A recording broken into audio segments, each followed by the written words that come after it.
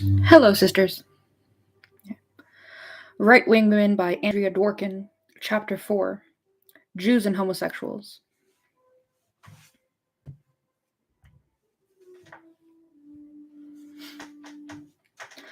A minister from Oklahoma, dressed in a shiny brown polyester suit, hair greased down even shinier than the shiny suit, smile from ear to ear even shinier than the shiny hair, was picketing, leafleting, and preaching outside the Sam Houston Coliseum in Houston. He was full of love for the Lord, love for his neighbors, the love of Christ. It was sin he hated, especially when it was embodied in the filthy lesbians who had come to Houston to destroy the work of God. He kept preaching to the feminists converging on the Coliseum that nothing was as loathable as homosexuality, but in women. To contemplate the abomination in women whom God commanded to obey their husbands as Christ was so repugnant to this minister that he predicted God might call down the walls of the Coliseum then and there. I approached him alone to talk as other women ignored him entirely. I asked him what he thought of the high-spirited, vital women going in. Did they all seem evil and loathsome? Could he tell which were lesbians and which were not?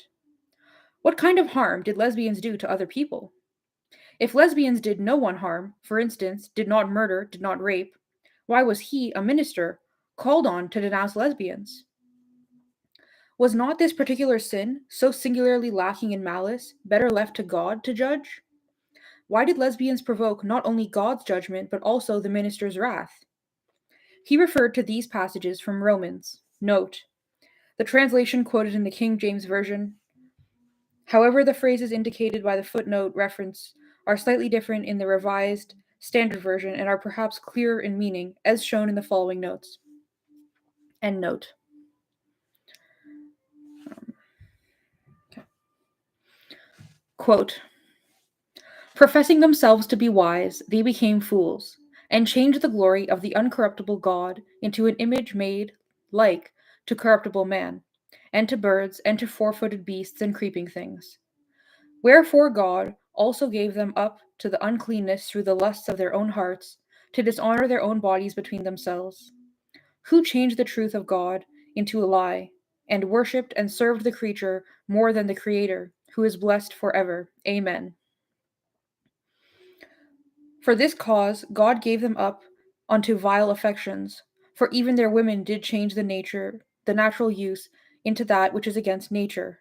Note: their women exchanged natural relations for unnatural, and men likewise gave up natural relations with women. End note. And likewise, also the men, leaving their natural use of the women, burned in their lust, and turned another. Men with men working that which is unseemly, and receiving in themselves that recompense of their error which was meet. And even as they did not like to retain God in their knowledge, God gave them over to reprobate mind, to do those things which are not convenient. Second note: to a base mind and to an improper conduct. Being filled with an unrighteousness, fornication, wickedness, covetousness, maliciousness, full of envy, murder, debate, deceit, malignancy, whispers. Another note: strife. Backbiters, haters of God, despiteful, proud, boasters, inventors of evil things, disobedient to parents, without understanding, covenant breakers, without natural affection, implacable, unmerciful, who, knowing the judgment of God, that they wish to commit such things, are worthy of death, not only to the same, but to have pleasures in them that do them. Romans 1:22-32. And there's another note: though they know God's decree that those who do such things deserve to die, they not only do them, but approve those who practice them.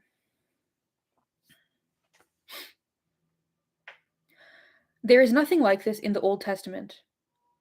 According to Maimonides, quote, women are forbidden to engage in lesbian practices with one another, these being the doings of the land of Egypt.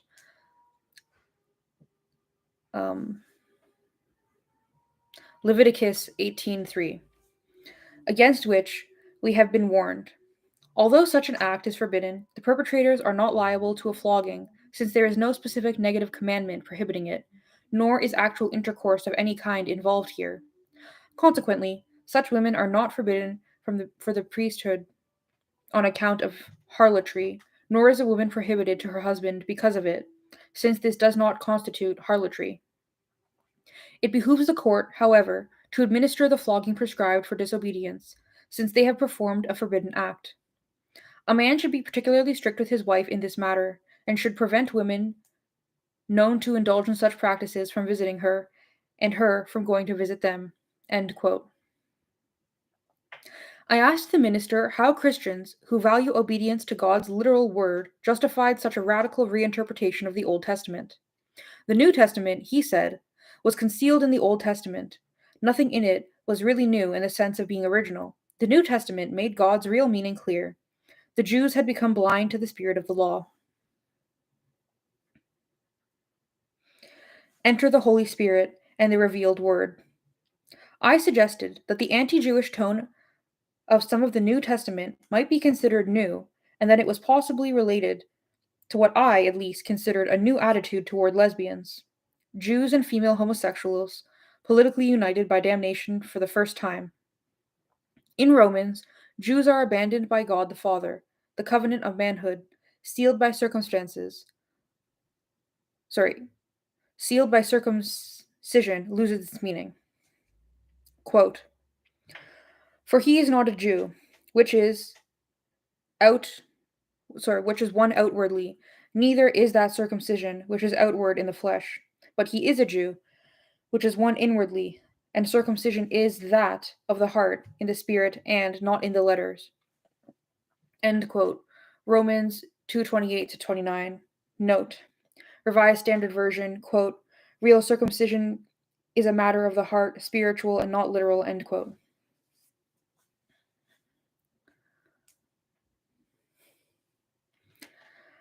The Gentile gets God's masculinity, a new God, God the Son, without an outward mark. The cutting of the penis no longer means masculinity. It begins to resemble castration. All the feminized creatures, Jews, unnatural women, lesbians, unnatural men, homosexuals, are linked together in Romans and are promised God's quote-unquote indignation and wrath, Romans 2:8. The Jews who obey the law are replaced by the Christians who know the law not by learning it, but by being it. The first Christian hit list of sinners is compiled: lesbians, male homosexuals, Jews. Talk of the Jews animated the minister. He was married to a Jewish girl. He supported the state of Israel. See Amos, 9th chapter. The Jews were up on his pedestal. But the Jews, I insisted, did not abhor lesbians, or forbid lesbian acts, or damn, or search out, or ostracize lesbians, not by law, or by actual practice. Christ, he said at some length and with no small amount of bitterness, had died because the Jews had overlooked a lot. The Jews had had some funny ideas until Paul came along. But where, I asked him, did he get his sense of personal repugnance? Didn't I see how vile a sin it was? He asked, referring back to the New Testament, which condemned not only lesbians and all homosexuals, but also those who accepted in others this most heinous of sins? And didn't I understand that lesbians and male homosexuals were by nature filled with wickedness, covetousness, maliciousness, envy, murder, strife, deceit, malignancy, backbiters, haters of God, inventors of evil things, without natural affection, unmerciful? Romans, it was apparent, is not kind in its estimation of homosexuals, male or female. Any Christian who meets homosexuality in the pages of the New Testament for the first time is likely to fear homosexuals, hate homosexuals, and despise any literal tolerance for that viciousness that God abhors. The New Testament damns those who tolerate homosexuality, and the New Testament does say that homosexuals are quote-unquote worthy of death. In the course of my conversation with the minister, a group of women had gathered around us. The weather was beautiful, the convention exciting. The women were high on goodwill and feminist dreams of sisterhood and solidarity. The women, it must be said, were nice and happy and enthusiastic, and everyone was pretty from radiant smiles and high hopes. The minister's style was nice too, outgoing, sincere, warm, expansive, full of prejudiced conviction, but without meanness.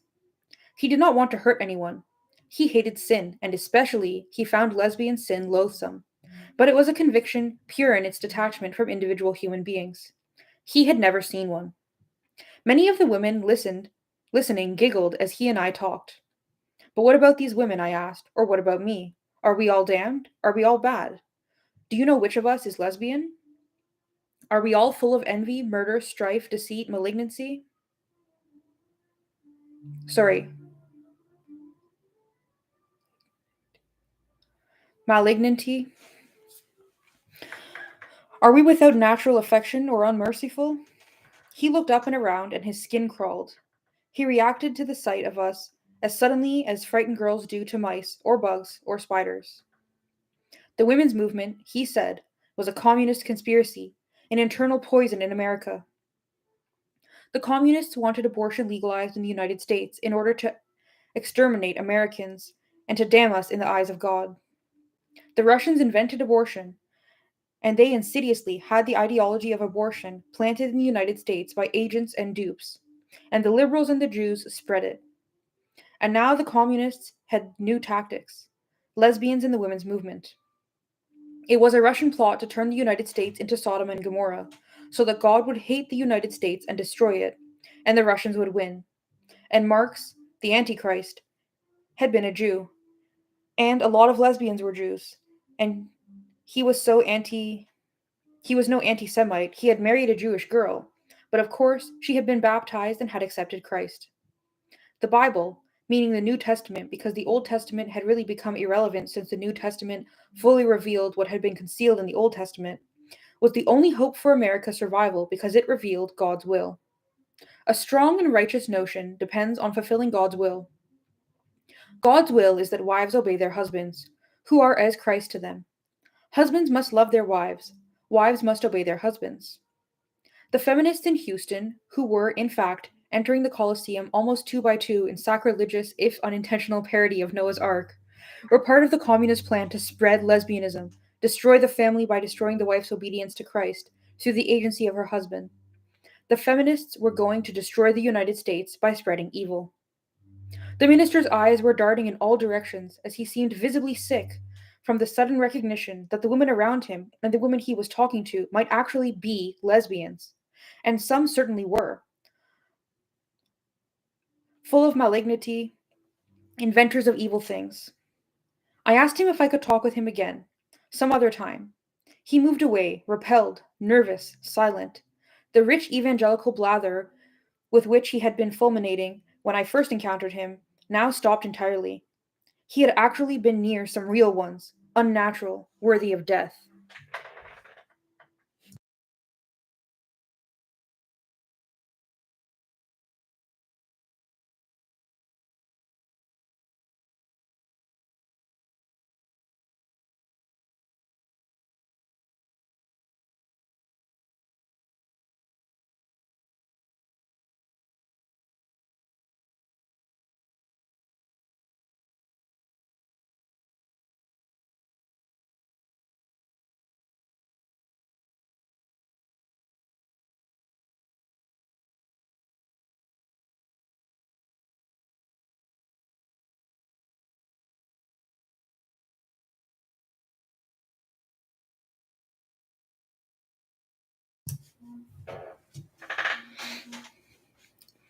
Inside the Coliseum, too, there was a right wing Christian presence.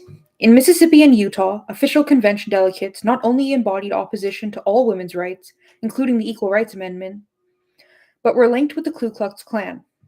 The Utah delegation, in a press release, denied any association with the Klan and claimed that the sponsor of the conference, quote, have sought to destroy our credibility by name calling and trying to link us with extremist groups like the Ku Klux Klan, end quote. The Utah delegation considered the whole conference a propaganda effort, quote, carefully designed to quash the views of women opposing the Equal Rights Amendment and reproductive freedom recommendations, end quote. The National Commission on the Observance of International Women's Year, IWY, announced in September, 2 months before the conference, its decision to uphold the right of all elected delegates to participate in the convention unless election fraud could be proven. State elections were supposed to include in the official delegations, quote, groups which work to advance the rights of women and members of the general public, with special emphasis on the representation of low income women, members of diverse racial, ethnic, and religious groups, and women of all ages. End quote. The true wrath of the IWY Commission was, in fact, for the racist composition of several of the delegations from right wing states. Alabama was cited as a state, quote, whose population is 26.2% black, yet will be represented in Houston by 24 delegates, 22 of whom are white, end quote. Mississippi stood out as the most vicious violators of the law's intent. The IWY Commission characterized Mississippi as, quote, a state whose population is 36.8% black and yet will be represented in Houston by an all white delegation, 5 of whom are men, whose election is alleged by local authorities to be the result of Klan like activities, end quote. An individual who identified himself as Grand Dragon of the Realm in Mississippi, United Klans of America, Inc., Knights of the Ku Klux Klan, claimed, quote, we controlled the one delegation in Mississippi, end quote.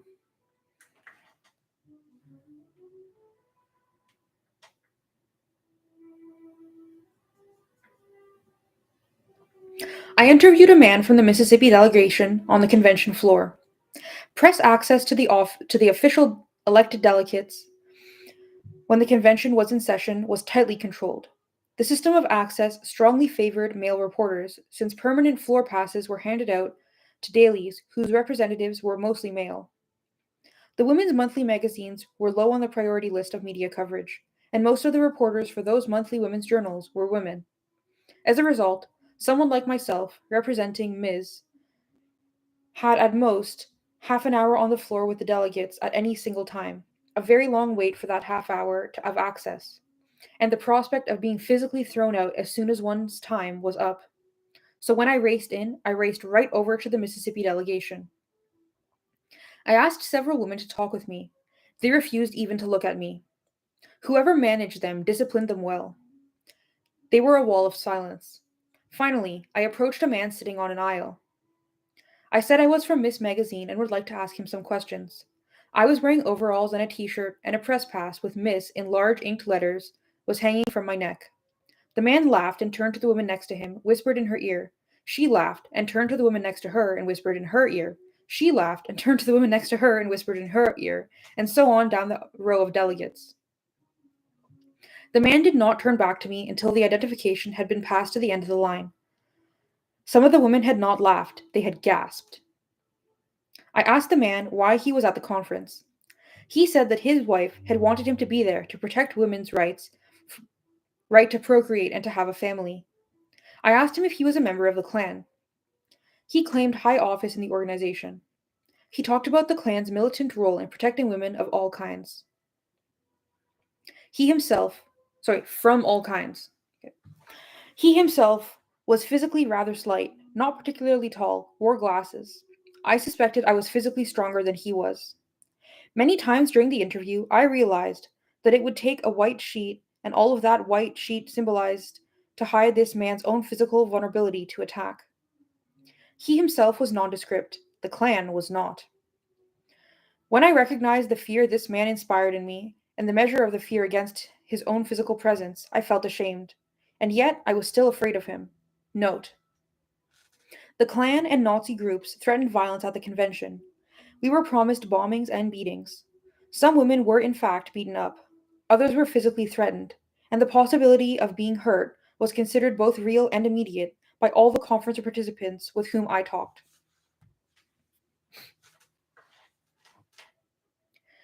He said that women needed the protection of men.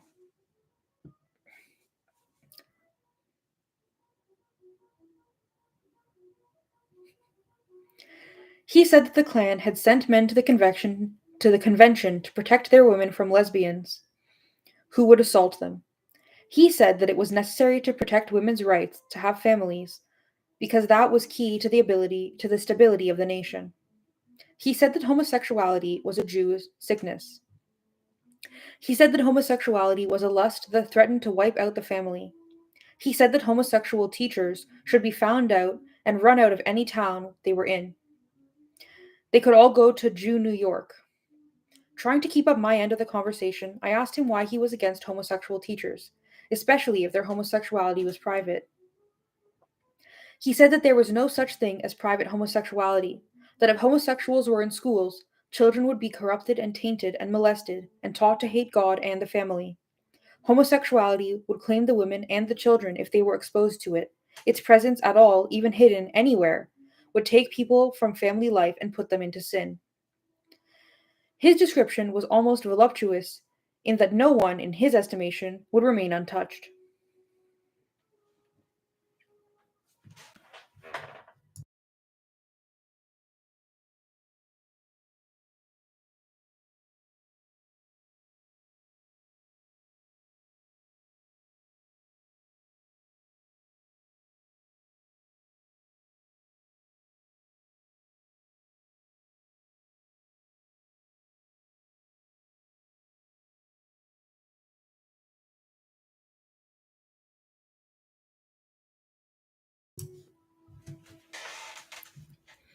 Are you really saying, I asked slowly and clearly and loudly, so that the women delegates could continue to overhear the conversation, that if homosexuality were openly visible as a sexual possibility, and if there were homosexual teachers in schools, everyone would choose to abandon homosexuality and the family?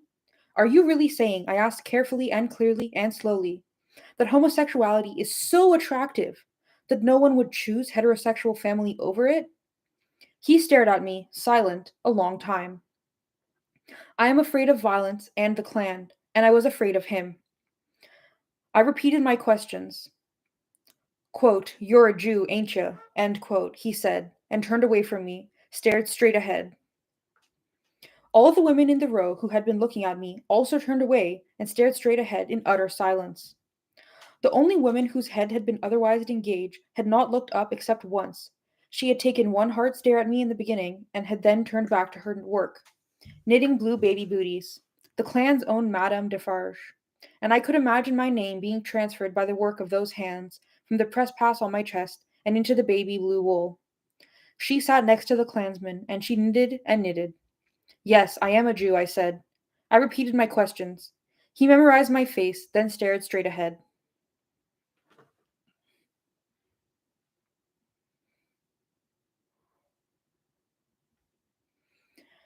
In my few remaining minutes on the floor, I implored the Mississippi women to talk to me.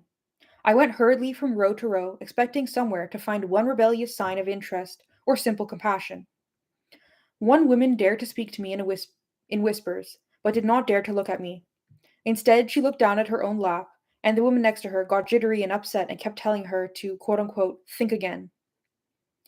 She whispered that she was against the Equal Rights Amendment because girls would have to go to war. I said, we say we love our children, but isn't it true that if we send our boys to war, that we can't love them all that very much? Why are we willing to have them killed if we love them? At this point, the marshals forced me physically to leave the floor. They did not ask or tell or say time's up. They pushed. No. The system of press access to the convention floor that favored male journalists over females was set up by a male quote unquote feminist. It was outrageously, unashamedly, and inexcusably sex discriminatory. In the face of the Klan and the marshals, I risked one more trip back to the Mississippi delegation. On the floor, delegates were milling around. It was a brief recess, but the same strict time limits applied for journalists. In the sheer confusion of the numbers and the noise, the discipline of the Mississippi delegation had relaxed slightly. A Mississippi woman explained to me that as a Christian woman, she was in a superior position and that this superior position was not to be traded for an equal position. I asked her if she really meant to say that boys were less vulnerable, and was that why we sacrificed them in wars? Because we didn't think they were worth very much? She said that it was the nature of boys to guard and to protect, which included going to war and also taking care of their families. She was not prepared to say that boys were less valuable than girls.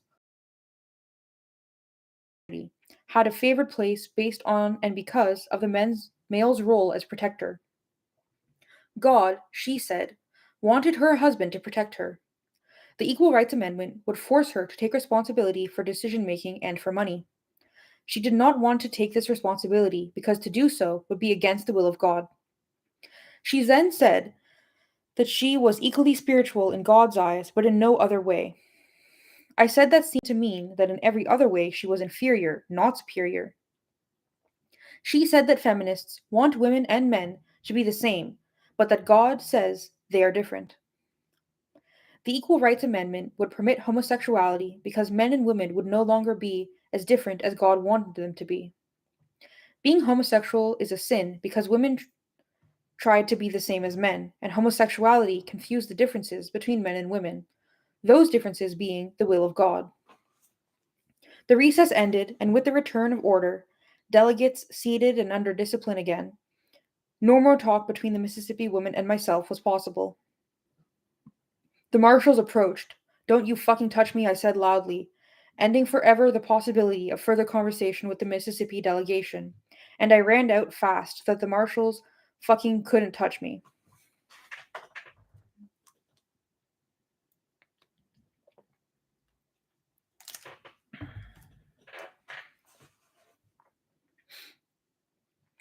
The Utah delegation had women supporters who attended the convention as observers, a non voting status. Most of the right wing women did not care to attend the conference unless they were delegates. Instead, they attended Phyllis Schlafly's counter convention in another part of town. I was interested in the Utah women because they had wanted to show themselves in an arena where they were a small and unpopular minority. They all wore similar black dresses, mourning, I supposed, for the unborn, mourning perhaps for all of us, the feminists so ungodly who surrounded them. The Mississippi delegation had been a unit unto itself, not interacting at all with the world of the people and ideas around them. My own evaluation was that indeed the Mississippi delegation had strong clan participation and leadership. More generally, it was not only male dominated but male controlled, almost martially controlled. The Utah delegation, with its supporters who dared to mingle with the enthusiastic feminists who numbered in the thousands, acted with a different kind of conviction. The women were especially concerned with stopping abortion. They were passionate advocates of their values tied to the Mormon Church, perhaps under direct orders, but nevertheless speaking for themselves with emotional conviction. A state legislator from Utah, an official delegate, was stern, forbidding, serious, and willing to exercise that power she had in the service of her beliefs. The Equal Rights Amendment legalized abortion. Note, see Chapter 1, page 33 for an explanation of this non sequitur. The Supreme Court, in saying that all women could have abortions, opened the door for the state to say that all women must have abortions. Pro ERA women are ignorant and malicious. She is a feminist and introduces legislation on behalf of women, but finds that pro ERA feminists do not know what the interests of women are. The interests of women are in a strong home and a strong laws protecting the family in which the man, not the state, protects the woman. Also, the federal government, in following any kind of feminist program, takes freedom from her directly as a state legislator, which she finds a violation of states' rights. Another Utah delegate said she attended the convention because she did not want her tax money to go to pay for abortions. I asked her about the Vietnam War tax registers. They withheld taxes because they did not want their money to pay for the war. Did she withhold taxes to keep her money from paying for abortions? Yes, she said. Then, as an afterthought, she said that actually she didn't pay any taxes at all, that her husband paid them. I asked, or did her husband pay them? I asked. She thought so.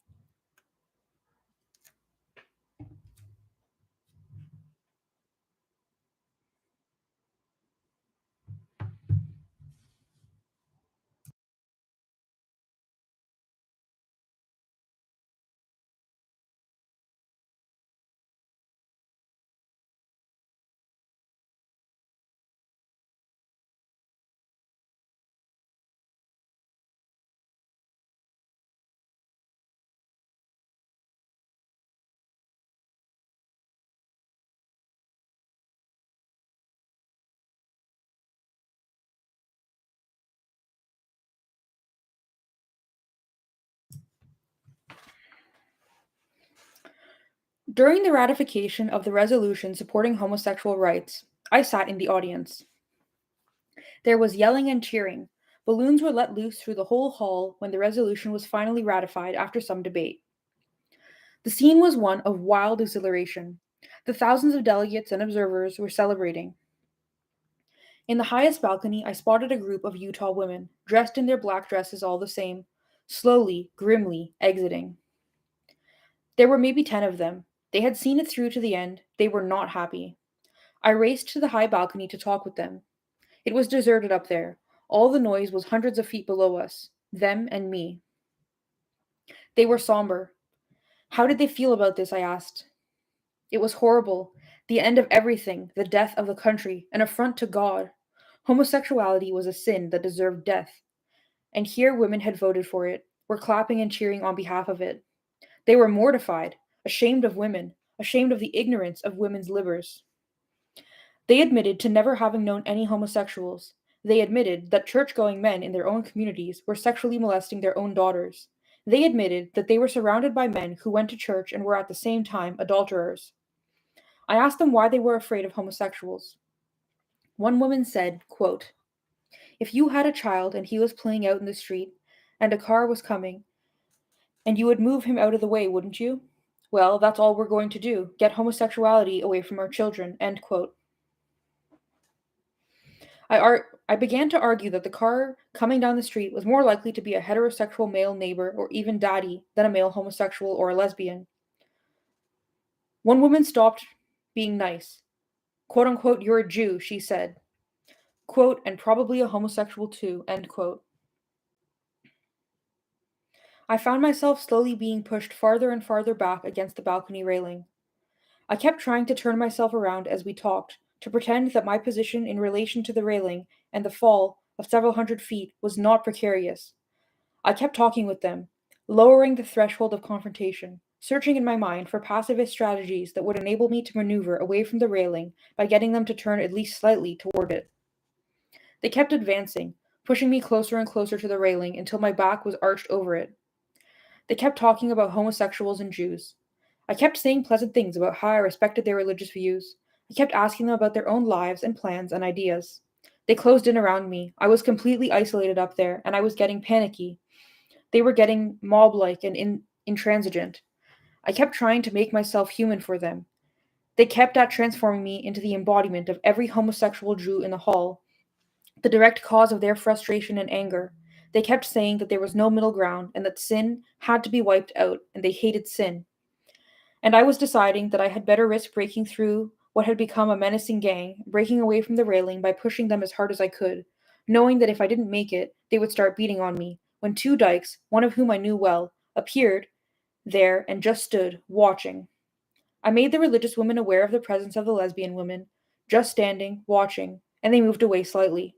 They moved reluctantly backward. I straightened up and moved away from that dreadful railing. I kept talking and slowly walked through the group of them, and the two lesbian feminists, and I exited. I was shaking a lot. The woman I knew said quietly, "We saw you up there and thought you might be in trouble, and just kept getting closer and closer to that railing. They were crowding you pretty bad. You shouldn't have been up there alone with them." She was right, but in common with so many other women, I did not take the danger to myself seriously, a self-deprecating habit. Jew, lesbian, feminist.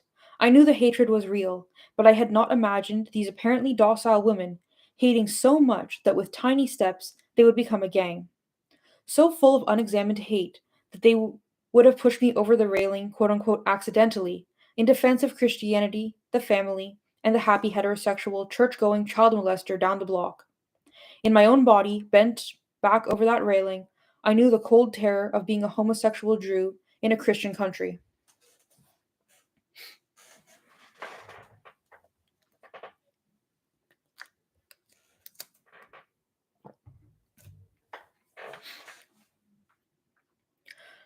Quote unquote anti Semitism, wrote Jean Paul Sartre, quote, does not fall within the category of ideas protected by the right of free opinion.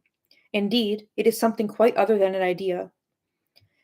It is first of all a passion. End quote. The great hatreds that suffuse history, pushing it forward to inevitable and repeated horror, are all first passions, not ideas. Hatred of blacks, hatred of Jews, and long-standing intense, blood-drenched national hatreds. Note.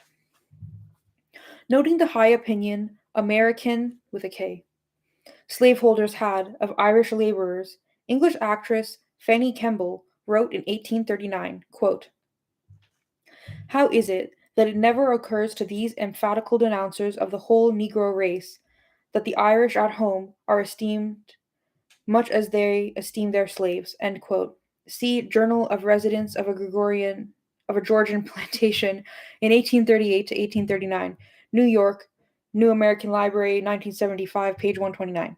End note. Are forms of race hatred. Hatred of women and hatred of homosexuals are forms of sex hatred. Race hatred and sex hatred are the erotic obsessions of human history, passions, not ideas.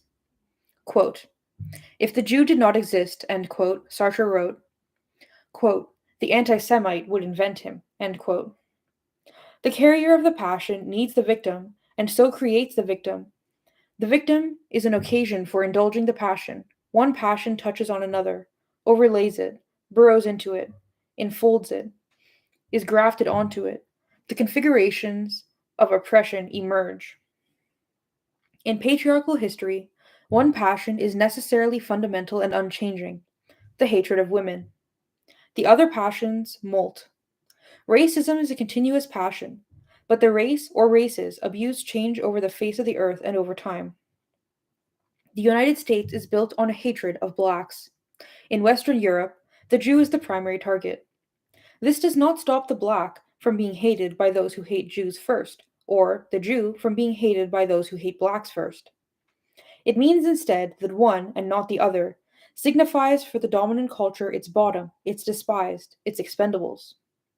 Homosexuality is elevated and honored in some societies, abhorred in others.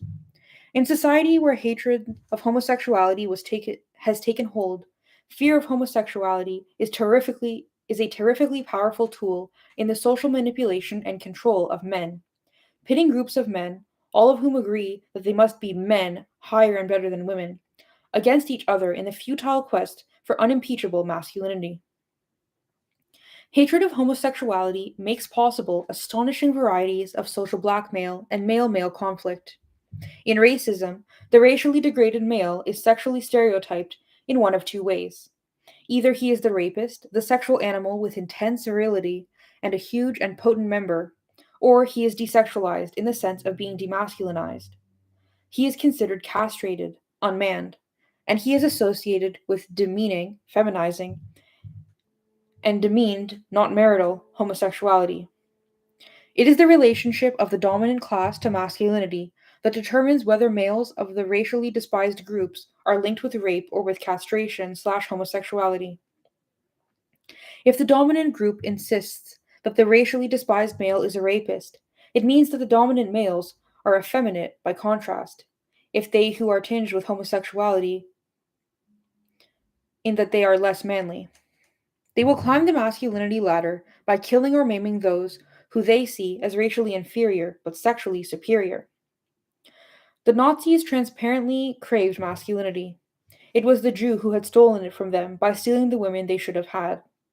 According to Hitler in Mein Kampf, quote, "With satanic joy in his face, the black-haired Jewish youth lurks in wait for the unsuspecting girl whom he defiles with his blood, thus stealing her from her people." End quote. German men, unmanned by their own recent history, World War I, and a host of social and psychological inadequacies, as exemplified in their leader, found a savage redemption: the annihilation of a racial group of men perceived as being more male. Note.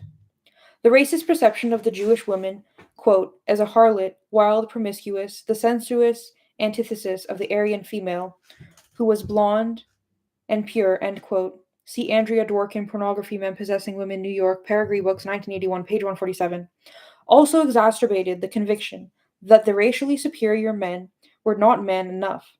She provoked them endlessly with her savage eroticism, but they could not tame or satisfy him. Her. They could not satisfy their craving for what they took her to be.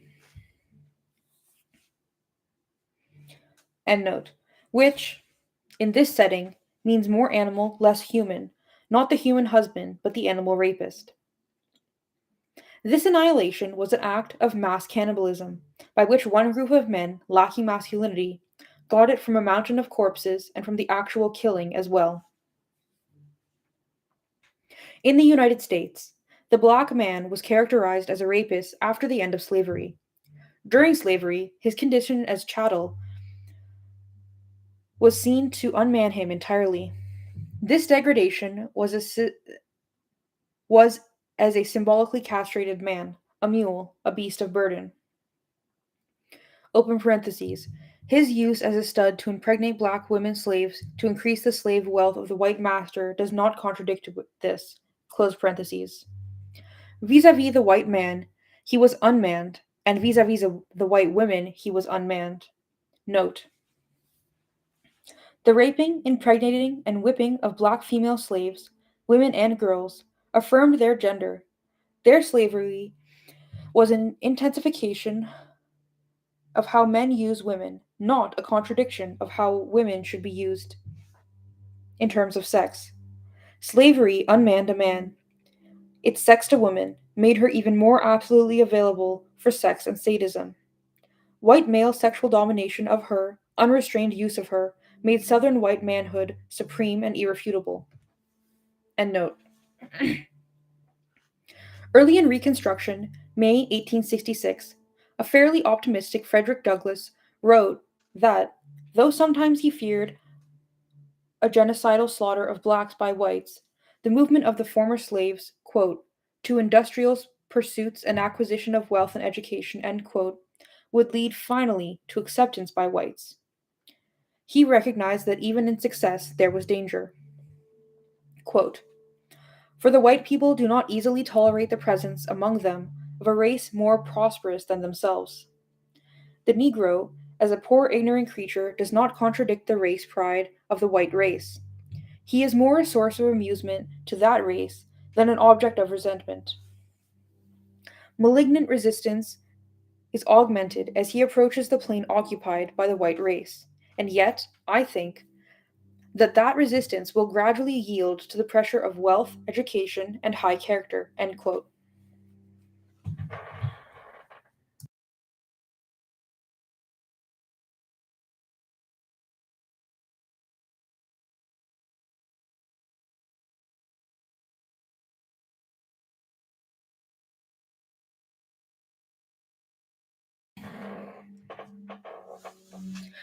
By 1894, scores of black men had been murdered, lynched, beaten. Mob violence against black men was frenzied and commonplace.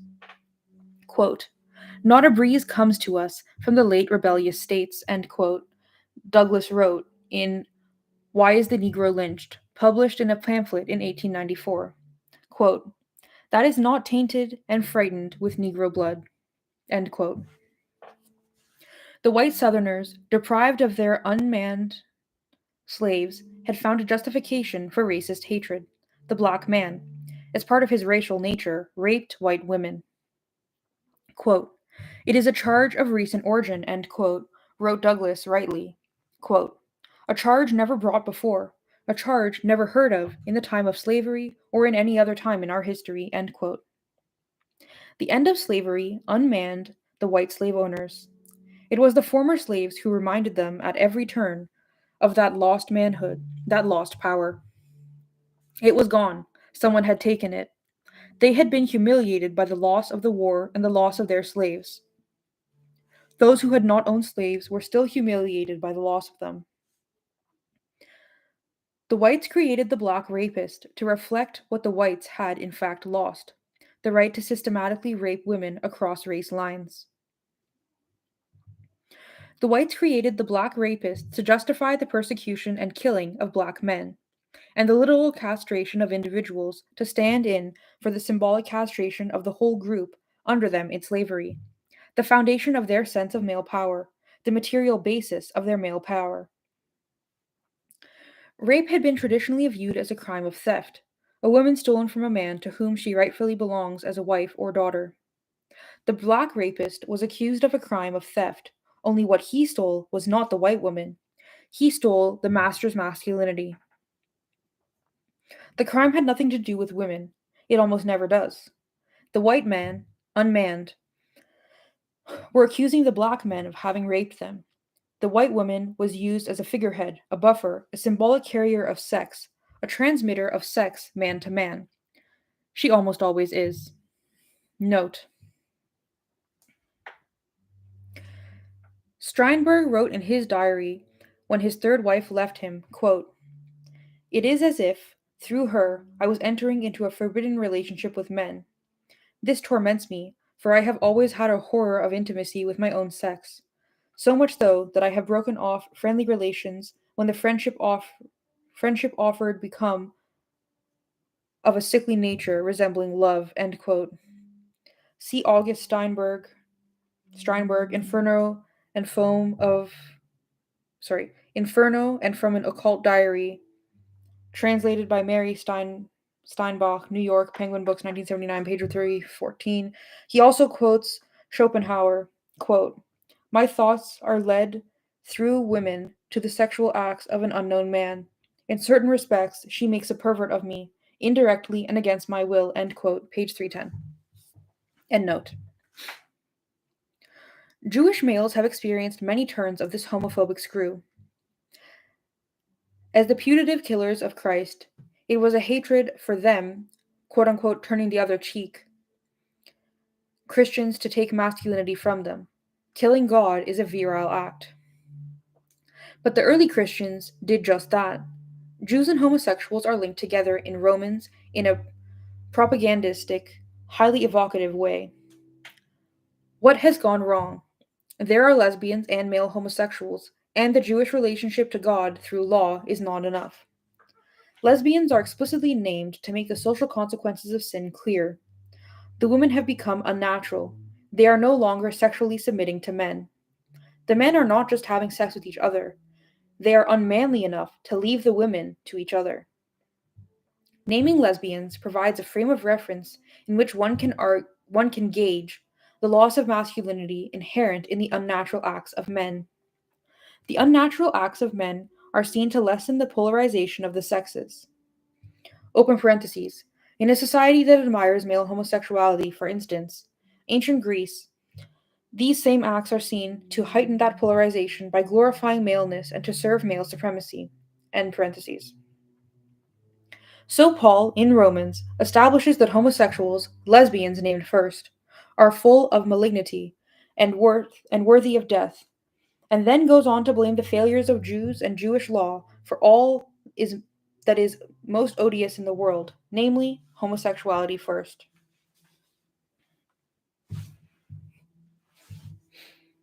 Quote, "And as Isaiah said before, except the Lord of Sabaoth had left us a seed, we had been as Sodoma, and had made like unto Gomorrah. What shall we say then? That the Gentiles, which followed not after righteousness, have attained to righteousness, even the righteousness which is faith? But Israel, which followed after the law of righteousness, hath not attained to the law of righteousness." End quote. Romans 9:29 to 31. The Jew is even insidiously likened to the Greek, that pederast of universal fame. Quote, "For there is no difference between the Jew and the Greek, for the same Lord over all is rich unto all that call upon him." End quote. Romans 10:12. Then there is circumcision. According to Paul, it no longer signified manly connection to God. Paul's denunciation of Jewish law virtually effeminizes not only the law, ineffectual against sin as it is, but the Jew, whose carnality could be restrained or governed by it. Paul's repudiation of Jewish law sounds a lot like a sexual boast. Quote, "For we know that the law is spiritual, but I am carnal, sold under sin." End quote. Romans 7:14. Anti-Semitism has been so versatile in so-called Christian societies because the Christians, nominal or passionate, could exploit the Jews both as killers of Christ, rapists. Note, the sadism of this deicide establishes a basis for attributing to the Jews the most vile acts of cruelty, all tinged with sexual sadism. Slaughter of infants to use their blood is a charge that, with rape, reappears cyclically. End note. Okay. Anti-Semitism has been so versatile in so-called Christian societies because the Christians, nominal or passionate, could exploit the Jew as both killers of Christ, rapists, or as overt or covert homosexuals, unmanly, wicked, deceitful, full of strife, malignity, unnatural, intellectuals tied to the abstract, ineffective law, smart as men who know the law who know the law are, and also devious the way men are, who knew the law are, faithless to the God because they engage in homosexual acts, because women castrated or feminized them by being lesbian, because they socially tolerated homosexuality. Early on, Paul understood that his pacifist God nailed an exemplary masochistic sexual passion to a cross, had to offer converts masculinity. Otherwise, Christ's suffering would not play in Peoria. The sexual brilliance of the Passion could not hide the morbid femininity of the Jew, who suffered it, willingly as an act of human will.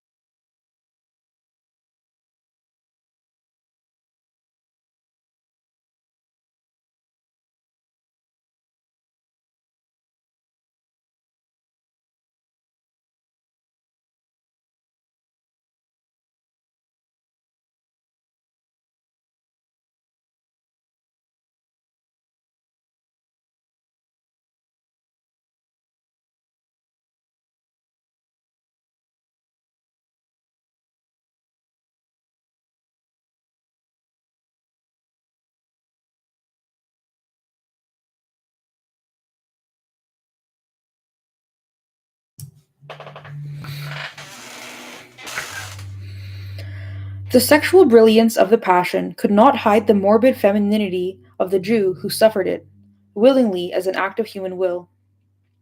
It was Paul's genius to link ineffective and effeminate Jewish law and Jews with unnatural homosexuals worthy of death.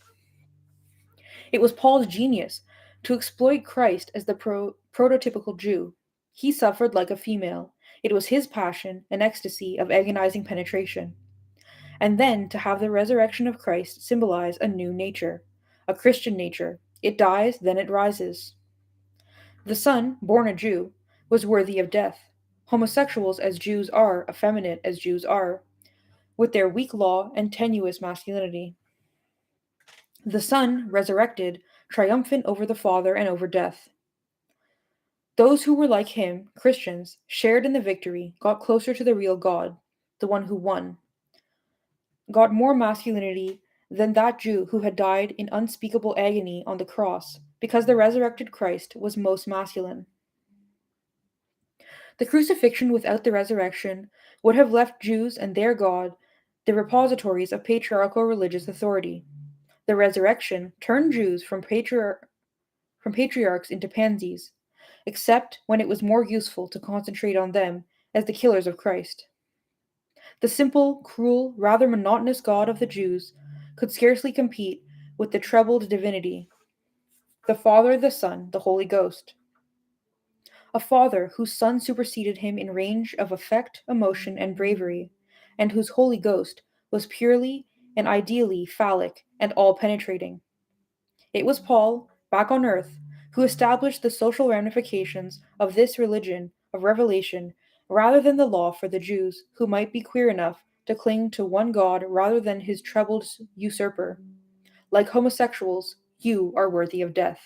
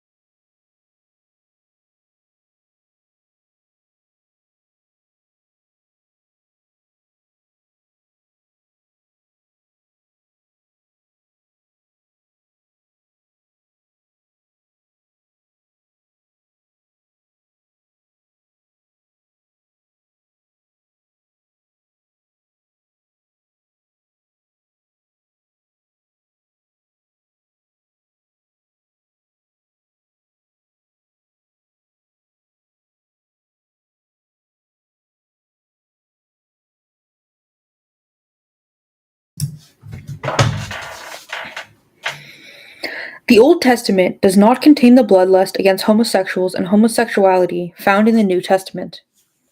There is no mention of lesbians at all. Lesbian acts are inferred to be among the quote-unquote doings of Egypt prohibited in Leviticus. No textual references to Gomorrah suggest that it was destroyed because of lesbianism.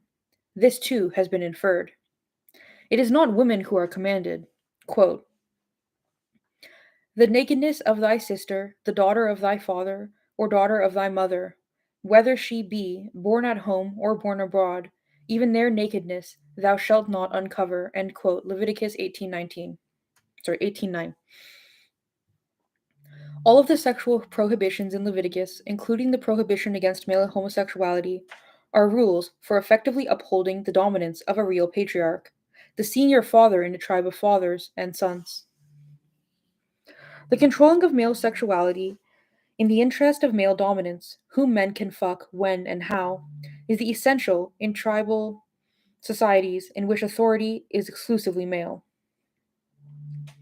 The rules in Leviticus are blueprints for minimizing intratribal sexual conflict among men.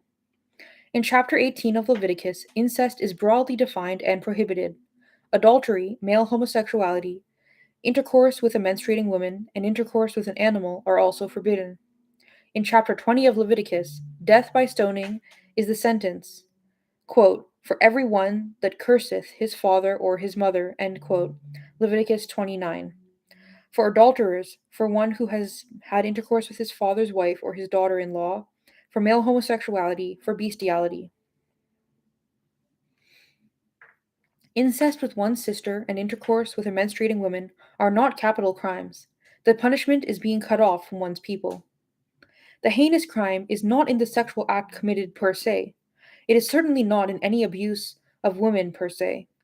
The heinous crime is in committing a sexual act that will exacerbate male sexual conflict and provoke permanently damaging sexual antagonism in the tribe among men. For the Hebrews, sexual transgression that warranted death had the potential, if widely practiced, to cause the erosion of the power of men as a class by creating internecine sexual warfare within the class. The subordination of women was a means to male social cohesion. The regulation of that subordination through a regulation of male sexual behavior was straightforward and eminently practical. Men were supposed to sacrifice some measure of pleasure to maintain power.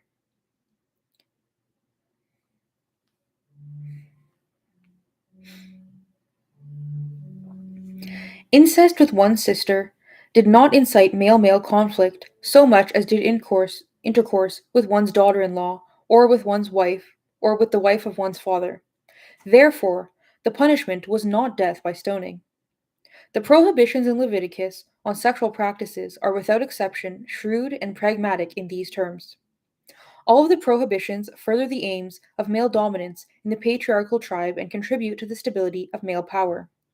This is true, too, of the oft quoted prohibition of male homosexuality. Quote, thou shalt not lie with mankind as with womankind, it is abomination. End quote. Leviticus 18:22. This means simply that that it is foul to do to other men what men habitually, proudly, manfully do to women. Use them as inanimate, empty, concave things, fuck them into submission, subordinate them through sex.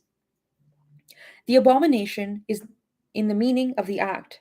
In a male supremacist system, men cannot simultaneously be used, quote unquote, as women and stay powerful because they are men. The abomination is also, perhaps most of all, in the consequences of the act in a rigidly patriarchal tribal society. Sexual rivalry among men meant trouble, feuds, war. The Jews were a tribe perpetually at war with others. They could not afford war amongst themselves. Note. A more complex matriarchal society, which the Hebrews became, could more easily socially tolerate homosexual liaisons, which the Hebrews apparently did. See discussion of David and Jonathan, page 134.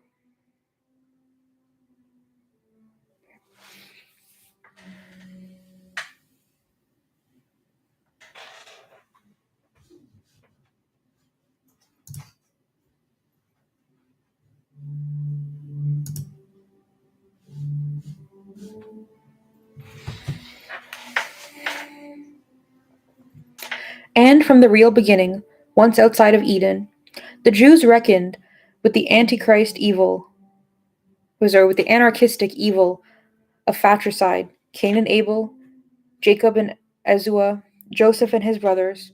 All were tragic stories of brothers torn apart by jealous conflict over the blessing that showed that they were the beloved. And these struggles to be the best loved had huge historical consequences for the Jews. Actual carnal sex, the patriarchs recognized, would have made it worse, not better, intensified the conflict. Sexual acts among men threatened the social harmony on which the power of men depended, a social harmony made tenuous enough by the kind of sexual lust that male dominance produced, the lust for forced sex. Directing the lust towards women and trying to regulate which women made the lust produced by male dominance work in behalf of male dominance, not against it, so that it would collapse of its own sexual weight. In the Hebrew system, adultery and some other sexual transgressions of the familial act were genuinely constructed to be as bad as male homosexuality. There is no special repudiation of male homosexuality in the laws of Leviticus. There is no special punishment for it, though the punishment is death. There is no special characterization of the one who commits the act. He is not different in kind or degree from those who break other sexual prohibitions and are judged to deserve death by stoning.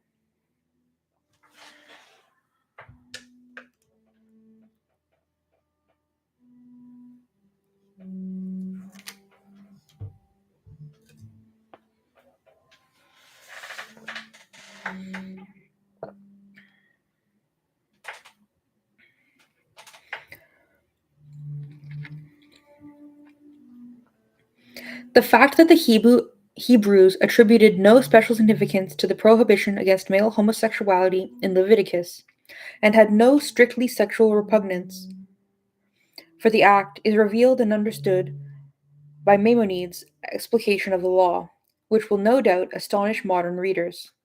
Quote, in the case of a man who lies with a male, or causes a male to have a connection with him once sexual contact has been initiated, the rule is as follows.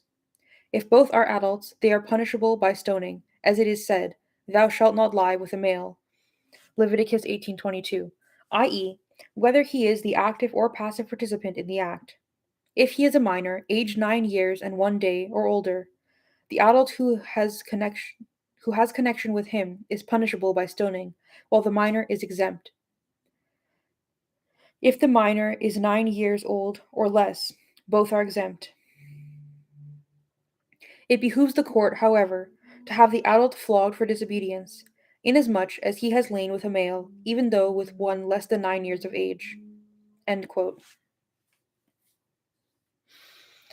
The Hebrews wanted the perpetuation of male dominance. A male child under 9 did not have male status. Sex with that male child did not count as a homosexual act.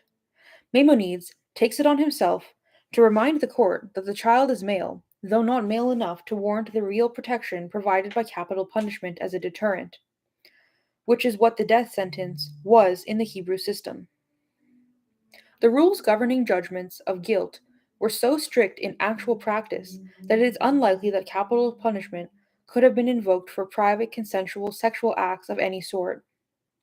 It was the intrusion of sex into the larger society that concerned the Hebrews. A male child under 9, at any rate, did not warrant that protection because he was not yet part of the ruling class of men.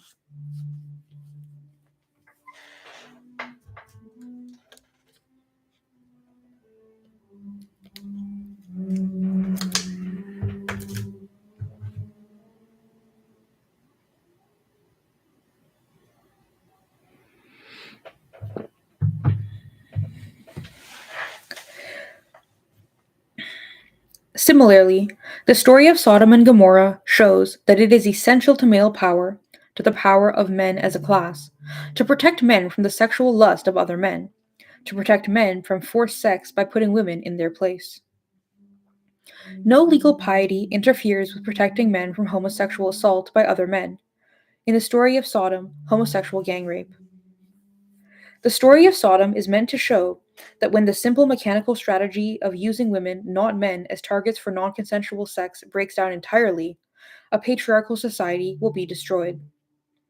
So God ordains, so the Old Testament describes, and it is an accurate assessment of the importance of keeping women the objects of forced sex, so that men will not be subjected to it and need not fear it. The story of Sodom and Gomorrah begins with a conversation between God and Abraham. God says, quote, because the cry of Sodom of Gomorrah and Gomorrah is great, and because their sin is very grievous, I will go down now and see whether they have done altogether according to the cry of it, which has come unto me, and if not, I will know. End quote. Genesis 18:20-21. Abraham asks God if he will destroy Sodom if there are 50 righteous men in the city. God promises that if there are 50, he will spare the city. Abraham, after a few more interchanges, gets God to promise, quote, I will not destroy it for 10's sake. End quote. Genesis 18:32. Two angels go to Sodom, where Lot bows down to them and offers them hospitality, safety in his home, washing of the feet, unleavened bread. Quote, but before they lay down, the men of the city, even the men of Sodom, compassed the house around, both old and young, all the people from every quarter.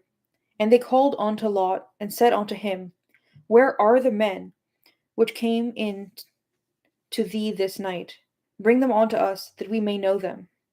And Lot went out the door unto them, and shut the door after him, and said, I pray you, brethren, do not so wickedly.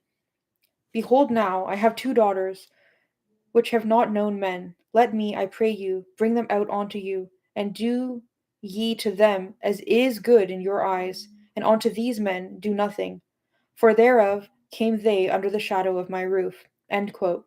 Genesis 19:4-8. The crowd, quote, both old and young, all of the people from every quarter, end quote, attacked. The angels who appeared as men pulled Lot inside to save him. End quote. They smote the men that were at the door of the house with blindness, both small and great, so that they wearied themselves to find the door. End quote. Genesis 19:11. The angels told Lot to leave Sodom because they were going to destroy it. Lot told his sons-in-law, but they did not believe him. In the morning, the angels told Lot to take his wife and two unmarried daughters. He lingered. The angels transported Lot and the women outside the city. God told Lot to go into the mountains and not to look back. Lot pleaded to be able to go to a nearby city. God said he would spare that city for Lot's sake. Quote, then the Lord rained upon Sodom and upon Gomorrah brimstone and fire from the Lord out of heaven, and he overthrew those cities, and all the plain and all the inhabitants of the cities, and that which grew upon the ground. End quote. Genesis 19:24-25. God remembered Lot and spared him, and in the wave of destruction of the cities, God sent Lot into the mountains, where Lot lived with his two daughters. Quote, and the firstborn said unto the younger, our father is old, and there is not a man in the earth to come in unto us after the manner of all earth. Come, let us make our father drink wine, and we will lie with him, that we may preserve the seed of our father. End quote. Genesis 19:31-32. On successive nights, each had sex with her drunken father, and both became pregnant. Both had sons, a blessing, and each of those sons became the father of a whole people, a blessing. That the people of Sodom meant the stranger's harm is clear. The nature of that harm is less clear. The demand of the mob to bring the strangers out, quote unquote, that we may know them, is sexual because of the use know usually is in biblical diction. The attempt of Lot to substitute his virgin daughters for the men suggests that the mob would have gang raped the men. Whether the women in the mob were voyeurs or purveyors of the forms of violence is impossible to know, and yet the threat to the men does not seem to be only sexual. It seems to include sexual assault by men, beating, maiming, and murder. The mixed mob indicates the breakdown of male class power in the same way that the assault on the male visitor does. The rules that keep men exercising power as a class over women as a sexually and socially subject group have broken down absolutely. That is the destruction of the city. The destruction of Sodom is certainly not for breaking a sexual prohibition on homosexuality. The daughters who got their father drunk to have intercourse with him and bear his children also break laws, yet they are blessed. The lesson is not that the inferred homosexual assault is worse than the accomplished incest, because one is homosexual and the other is heterosexual. Laws against incest come first in Leviticus and are repeated or invoked in other parts of the Old Testament. The lesson is that when men are not safe from other men, a safety that can only be achieved by keeping women segregated for sex, the city will be wiped out. The daughters, in committing incest, broke the law in order to perpetuate patriarchal power. As a result of what they did, peoples, tribes, cities were created. Whatever furthers male dominance, even when forbidden, will not destroy the city but build it. Sin, in the Old Testament, is first of all political. Law in the Old Testament is the regulation of society for the purposes of power, not morality. The Old Testament is a handbook on sexual politics, the rights of patriarchs and how to uphold them.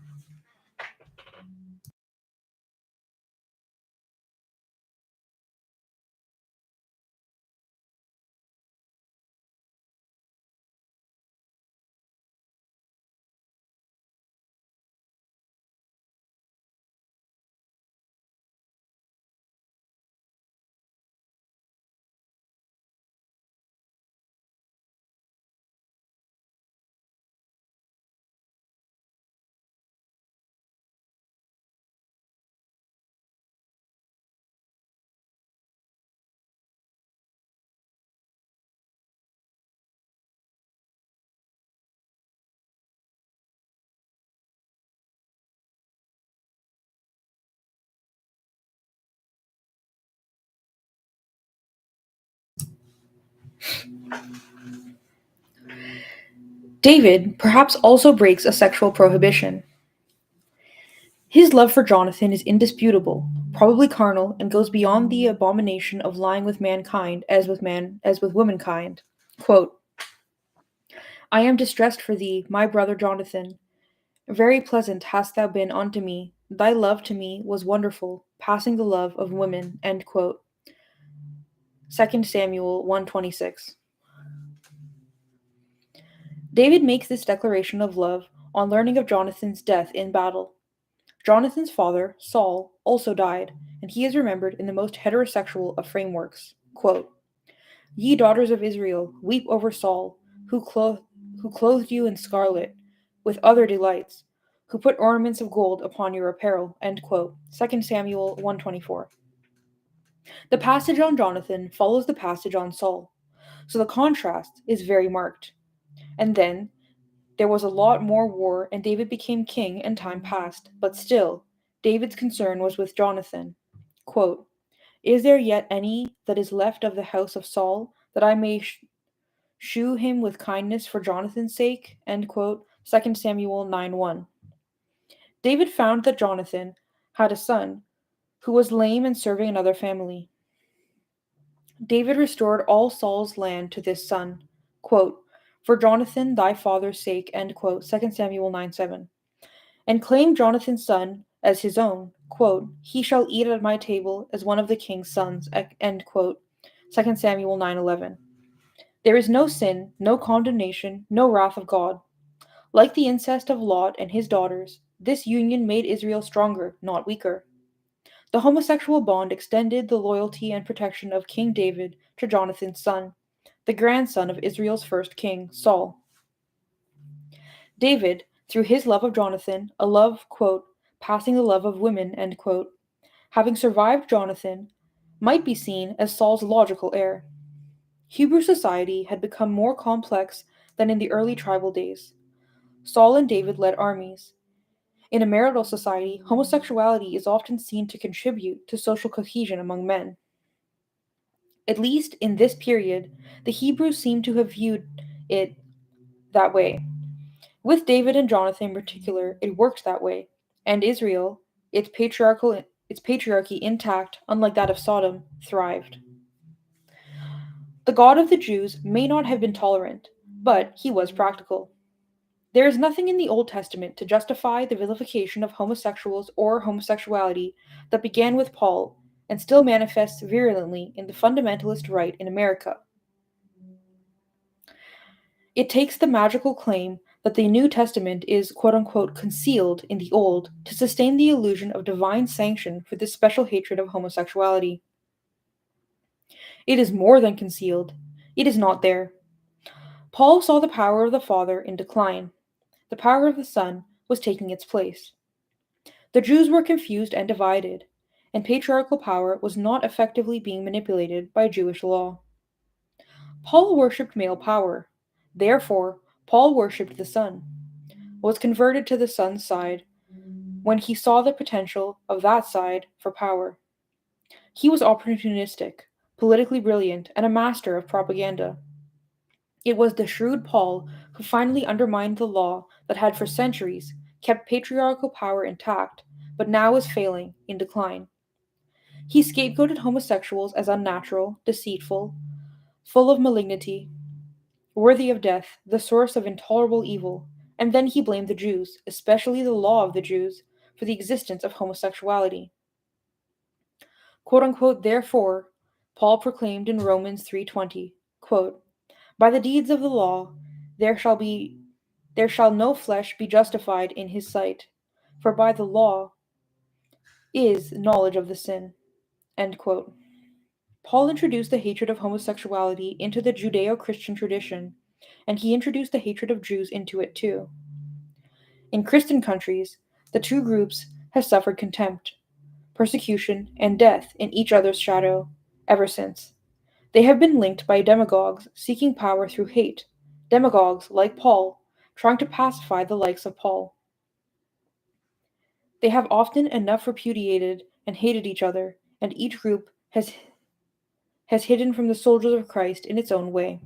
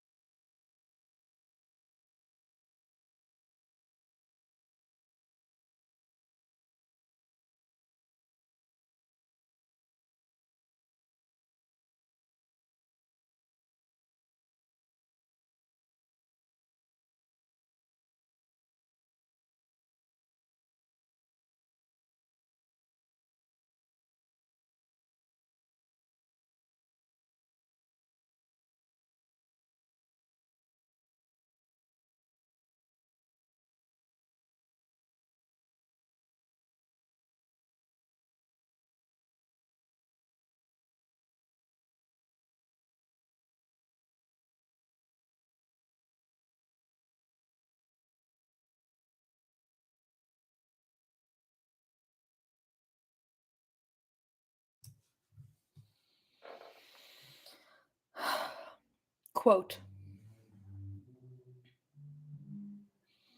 democracies electing their sewage till there is no clear thought about holiness, a dung flow from 1913, and, in this, their kikery functioned, Marx, Freud, and the American beaneries. Filth under filth, end quote. Ezra Pound, Canto 91. The textual bases for what became the major anti Semitic charges against the Jews are in the Gospels. Some Jews were money changers in the temple, tax collectors, liked money. Some Jews plotted to have Christ killed. Some Jews asked Christ tricky legisl- legalistic questions to try to expose him as a poser or a heretic, claiming to be God violated Jewish law. It was a crowd of Jews, but not all the Jews, that demanded the crucifixion of Christ. Jews denied Christ, and Jews believed in Christ. Most Jews may have been the enemy of this new God because they did not recognize him, but it was Paul who made all Jews into the enemy of all Christians. The acts against Christ came to represent, as Paul saw it, the Jewish character. The acts against Christ summed up the Jews. In it, Paul, who begins to build institutional Christianity by destroying the institutions of Judaism, and it is Paul who begins to build a distinct Christian character by annihilating the character of the Jews. The roots of the continuing association of the Jews as a people with culture, social liberalism, tolerating sin, and intellectualism go back to Paul. He constructed the modern Jew in history.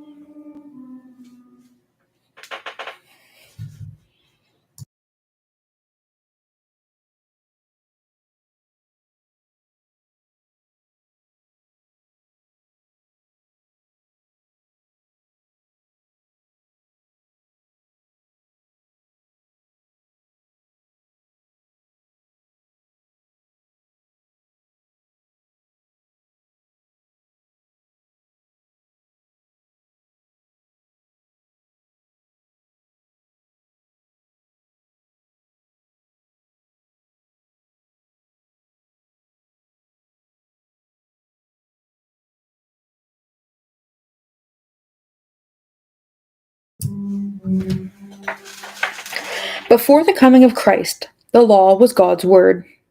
The law signified God's presence on earth and among his people.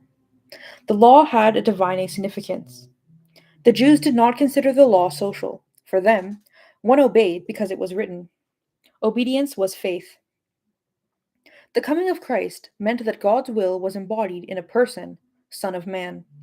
In Paul's interpretation, the law became a body of dogma that interfered with faith. It became cultural, not sacred. It was the legalism of the Jews, their intellection, their pedantry that kept them in sin, kept them from recognizing the Christ. In practical terms, the law became the symbol of Jewish resistance to this personal God, this God whom Paul knew, unlike Abraham, Moses, or David. Paul could speak in behalf of this new God, and any adherence to the law that challenged Paul's authority was wickedness. The law of the Jews, the intellect of the Jews, and the culture of the Jews, in fact, were the enemies of Paul's authority as one, simply, who knew Christ.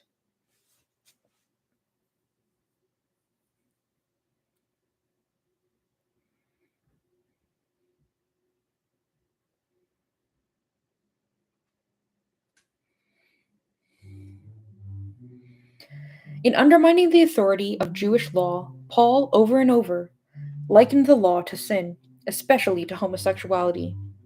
It was the social tolerance of the Jews for homosexuality in private that proved the corruption of Jewish law.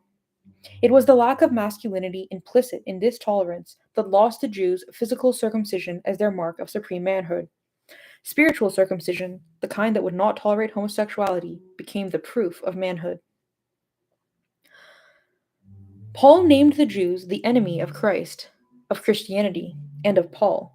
He emphasized the Jewish character, which he invented legalistically, intellectual, socially tolerant of sin, intellectually arrogant in putting law over revelation and faith, lost to Christian thought, sorry, lost to Christ through intellection and abstraction and legalism and social liberalism, having a false relationship to God, no longer God's people. Paul was not talking about Jews who did this and some Jews who did that. Paul was talking about the Jews. It was especially important for Paul, in getting power, to change the perception of what Jewish law was and how it functioned. Turning something holy from God into something cultural, the work of a group of corrupt men, is to turn the absolute into the relative. Anything cultural can be changed or abandoned or manipulated. The people whose law begins to represent culture, not divinity, are more imperiled than they were because their status depends on the status of the culture in general in any given society. The infamous, quote, "Whenever I hear the word culture, I reach for my gun," end quote, denotes the low status of of culture can be obviously consequenced to those who represent it.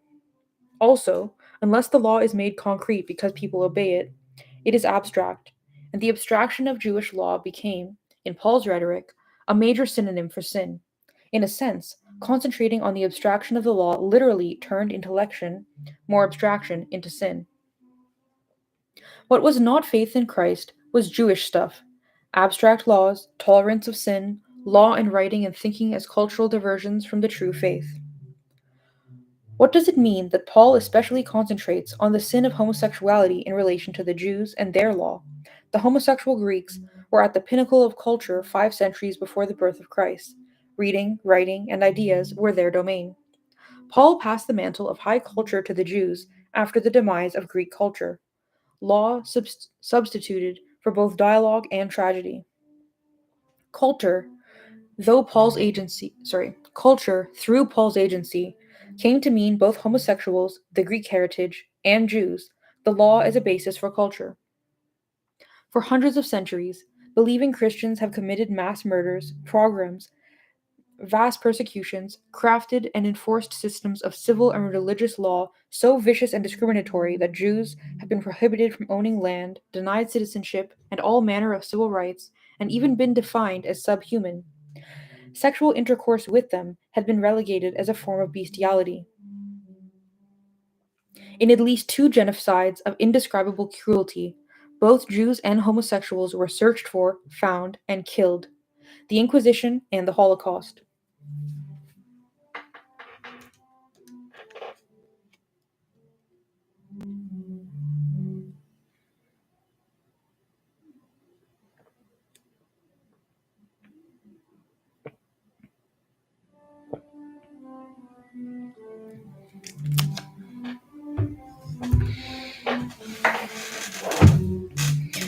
The suffering of the Jews, the seemingly endless attempt to purge the Jew from history and from society by driving him out or exterminating him, has not made the Jews good. Jews remained human, to the astonishment of everyone, including Jews. But even more shocking to Christians is the undeniable fact that persecution has not made Jews into Christians. As one liberal Christian leader said on Sunday morning television, "We thought the Jews would wither away. We have to face the fact that the Jews are still with us, and that even after the Holocaust, there will still be Jews who cling to their identity as Jews. Those of us who thought that conversion was the answer to the Jewish problem have to face the fact that we were wrong. We are going to have to accept the fact that these are God's people in a very special sense. They cannot be wiped out, as recent history has shown, as our attempts to convert them have shown." Not being Christian in a world that hates the Jew, the homosexual, the castrated male, haunts the post Holocaust Jew. He has seen the future, and it is annihilation. Especially the contemporary Jew is fighting for his masculinity. In the camps, Jewish men were castrated, some, only some. The castration was literal for individuals. 2/3 of the world's Jewry were exterminated, which castrates the people as a whole rather effectively. Nothing threatens the Jewish male now more than a perception of him as being deficient in masculinity. For this reason, Israel is a militarist nation. No one will ever again accuse the Jews of being soft. For this reason, American Jewish writers are apostles of machismo and pimp masculinity. And for this reason, there is a growing segment of American Jewish population that is part of the Christian evangelical right.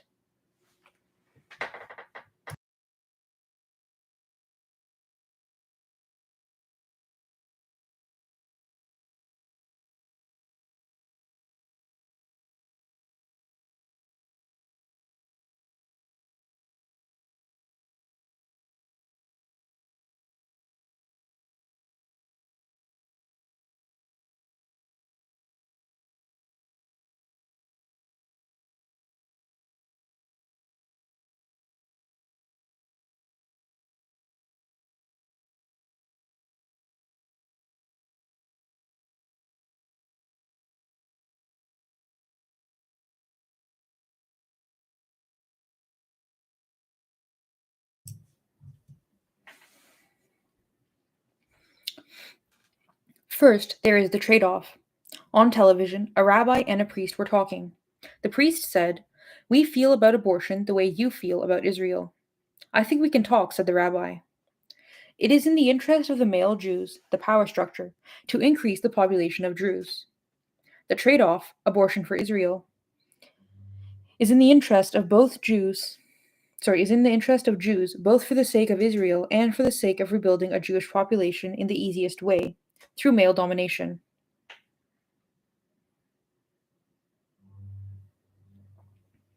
Second, there is the effort to dissociate the Jewish men from any perception of femininity, being less masculine.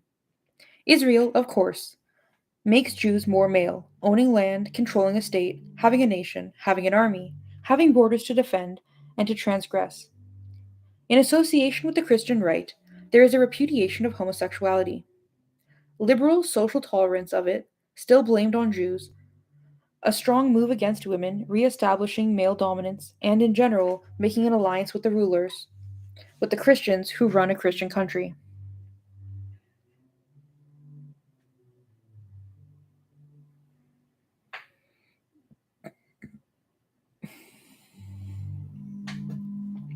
Third, there is the fact that suffering has not made Jews good, which means that there are greedy Jews who think that power means safety, and also who take pleasure in power.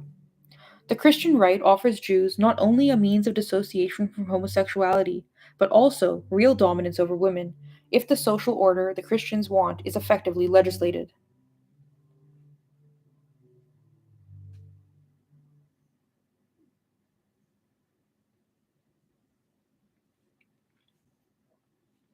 Fourth, there is the fact that suffering has not made Jews good, which means that there are Jews who hate homosexuals, women, blacks, children, reading, writing, air, trees, and everything else the Christian right seems to hate.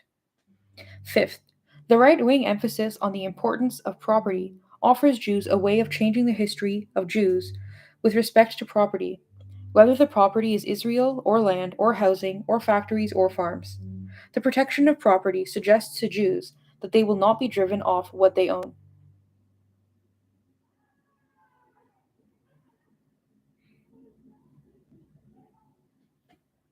Sixth, religious conservatism has its analog in social conservatism, in that both particularly uphold the rights of men to ownership of women and children.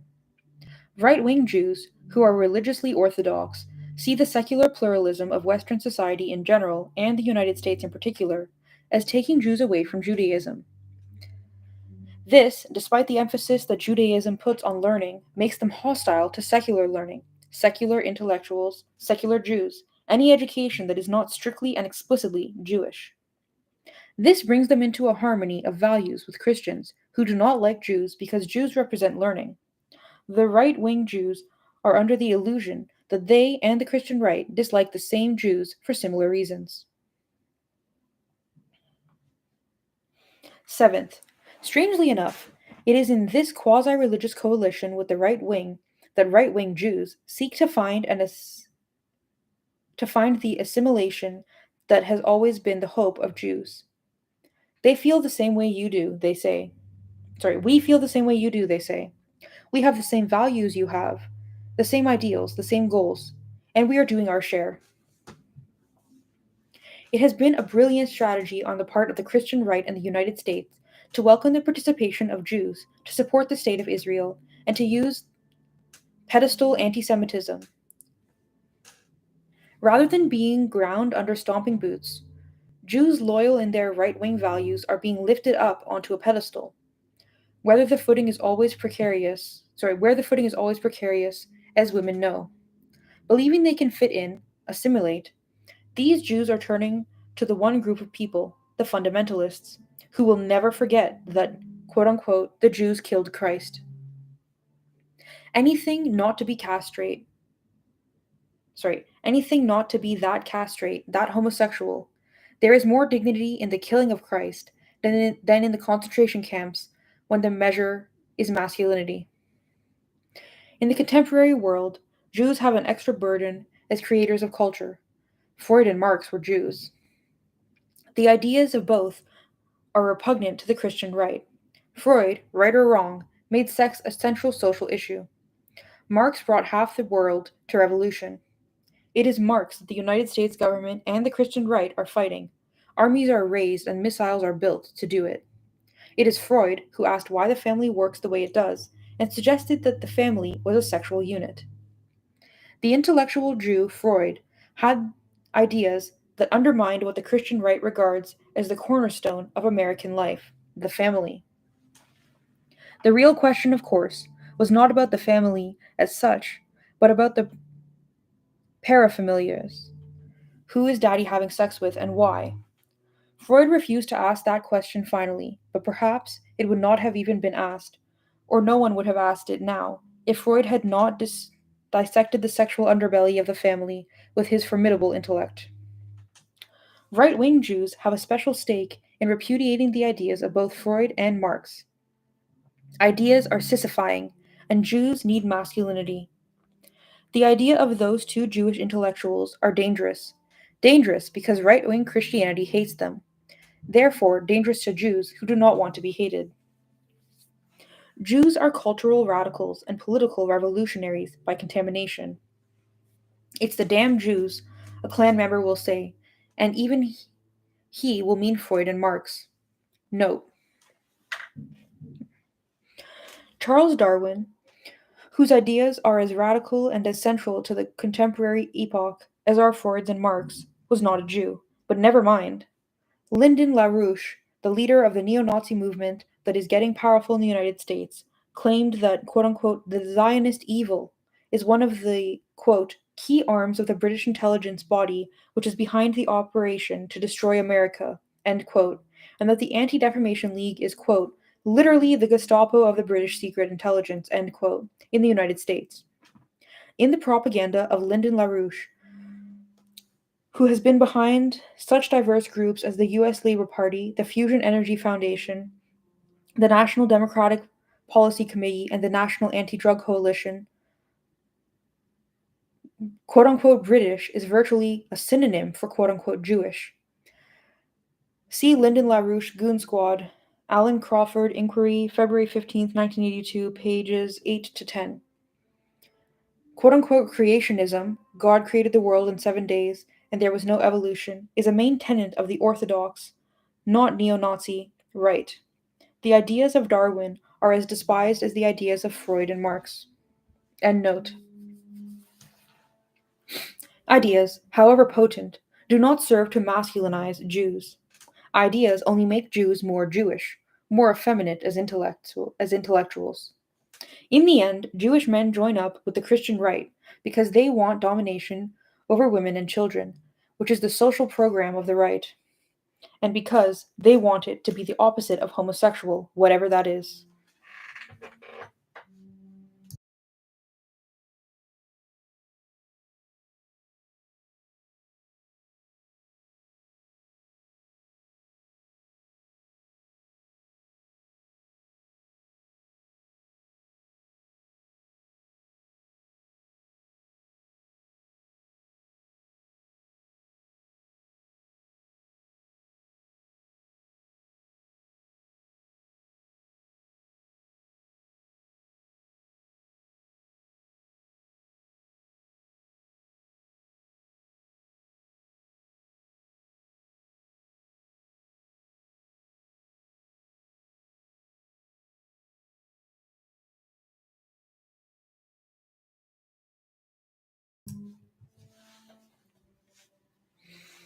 Quote, everything in woman is a riddle, and everything in woman hath one solution. It is called pregnancy. End quote. Nietzsche, thus spake Zarathustra. Within the frame of male domination, there is good reason for women to adhere to conservative or right wing or orthodox Judaism, or conservative or right wing or fundamentalist or orthodox Christianity. And within the frame of male domination, there is good reason for women to hate homosexuality, both male and female.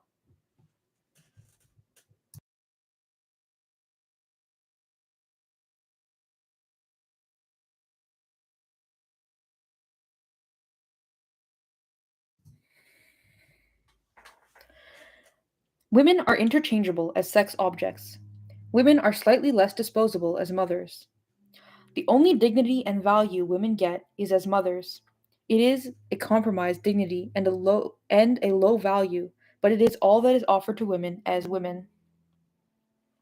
Having children is the best thing women can do to get respect and be assured a place. The fact that having children does not get women respect or a place is almost beside the point. Poor women don't get respect and live in dung heaps. Black women don't get respect and are jailed in decimated ghettos. But just plain, pregnant women don't get respect, and the place they have is a dangerous one. Pregnancy is now considered a cause of battery. Stress on the male, don't you know? In perhaps 25% of families in which battery occurs, it is a pregnant woman who has been battered. In fact, having children may mean both increased violence and increased dependence. It may significantly worsen the economic circumstances of a woman or a family. It may hurt a woman's health or jeopardize her in a host of other ways. But having children is the one social contribution credited to women. It is the bedrock of women's social worth. Despite all the happy, smiling public mommies, the private mommies have grim private recognitions. One perception is particularly chilling. Without the children, I am not worth much. The recognition is actually more dramatic than that, much more chilling. Without the children, I am not. Right wing Judaism and right wing Christianity both guarantee that women will continue to have a place outside history, but inside the home, through childbearing. Without that, women know they have nothing. Homosexuality for women means having nothing, it means extinction. Well, who's going to have the babies? Men asked when faced with women surgeons and politicians, as if the question had an intrinsic logic, or as if ending war were not logically part of having quote unquote enough people. Quote, all this talk for and against and about babies, end quote, wrote Charlotte Perkins Gilman, quote, is by men. One would think the men bore the babies, nursed the babies, reared the babies. The women bear and rear the children, the men kill them. Then they say, we are running short of children, make more, end quote. The extinction women fear is not this extinction men conjure up. Who will make the babies so that we can fight our wars? It is the extinction of women, women's function, and with it, women's worth. Men have one reason for keeping women alive to bear babies. The sex of domination leads to death. It is the killing of the body and will, conquest, possession, annihilation, sex, violence, death, that is pure sex, and is the slow annihilation of the woman's will that is eros, and the slow annihilation of her body that is eros. Her violation is sex, whether it ends in her aesthetic disappearance into oblivion, or her body bludgeoned in a newspaper photograph, or the living husk used and discarded as sexual garbage. Annihilation is sexy, and sex tends toward it. Women are the preferred victims of record. Only having children moderates men's sexual usage of women. Use them up and throw them away. Fuck them to death, killing them softly. If women are not needed to run the country, or write the books, or make the music, or to farm, or engineer, or dig up coal, or fix plumbing, or cure the sick, or play basketball, what are the women needed for? If the absence of women from all areas, is not perceived as a loss, emptiness, poverty, what are women for? Right wing women have faced the answer. Women are for fucking and having children. Fucking gets you dead unless you have children too. Homosexuality, its rise in public visibility, attempts to socially legitimize or protect it. A sense that it is attractive and on the move and winning not only acceptance but practitioners makes women expendable. The one thing women can do and be valued for will no longer be valued, cannot be counted on to be that bedrock of women's worth. This is true of both lesbianism and male homosexuality, in that both negate women's reproductive value to men.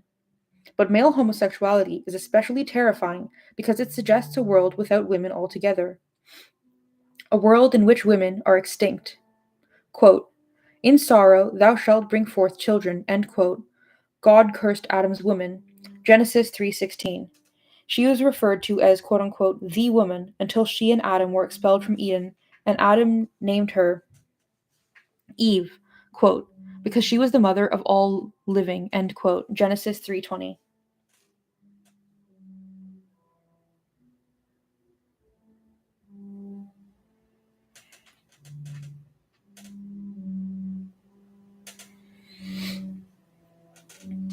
On expulsion from Eden, men knew from Eden, man knew sex leading to death, and women knew childbearing in sorrow and pain, on which her well being, as it is, still depends. The sorrow was apparently avoided altogether by Phyllis Schlafly, who waxes euphoric on having children. Quote, none of those measures of career success, traveling to exciting faraway places, having authority over others, winning or earning a fortune, can compare with the thrill, the satisfaction, the fun of having and caring for babies, and watching them respond and grow under a mother's loving care. More babies multiply a woman's joy. End quote. The thrill, the endless multiplying joy, was not in God's original intention, and indeed, it is unlikely that Schlafly has outwilled him. In the sorrow of having children, there is the recognition of that one's humanity is reduced to this, and on this one's survival depends. Being a woman is this, or it is unspeakably worse than this. Homosexuality brings up for women the barrenness of not even having this. A woman has committed her life to bringing forth children in order to have a life of dignity and worth. She has found the one way in which she is absolutely necessary, and then this is gone as an absolute. It must be an absolute, because there are women who stake their lives on it as an absolute. It is certainly what women have had to count on. Everything that women have to gain from homosexuality, and women have a great deal to gain from it, lest forced penetration of themselves, for instance, is obliterated by the fear of losing that what value women have, a fear conjured up by homosexuality in women whose own right to life is in having children. Despite all the happy talk of the total woman, there is a fierce anxiety there. If men did not need babies and women to have them, these bright wives would be shivering on the street corners like the other fast fucks. Her womb is her wealth. Her use in childbearing is his strongest tie to her. She holds his children, actual and potential, hostage for her own sake. It is not rational to hate homosexuals because they force one to experience a terror of extinction, the cold chill of being useless, unnecessary, expendable. But passions are distinguished by their logic. One can describe them and find an interior logic in them up to a point. Then there is a sensational leap into hate, dazzling, crazed, obsessional. Homophobia, like anti Semitism, is not an idea, it is a passion. For women, hatred of homosexuals, despised because they are associated with women, is more than self defeating. It is almost breathtakingly suicidal, encouraging as it does the continuing hatred of anything or anyone associated with women. But the perception that having children is the only edge women have on survival at the hands of men is right. It is an acute perception, grounded in an actual reading of what women are for and how women are used by men in this sexual system. Without reproduction, women as a class have nothing. In sorrow or not, bearing babies is what women can do that men need, really need. No hand job can substitute here. Homosexuality makes women afraid, irrationally, passionately afraid of extinction, of being unnecessary as a class, as women to men, who destroy whatever they do not need and whose impulse toward women are murderous anyway.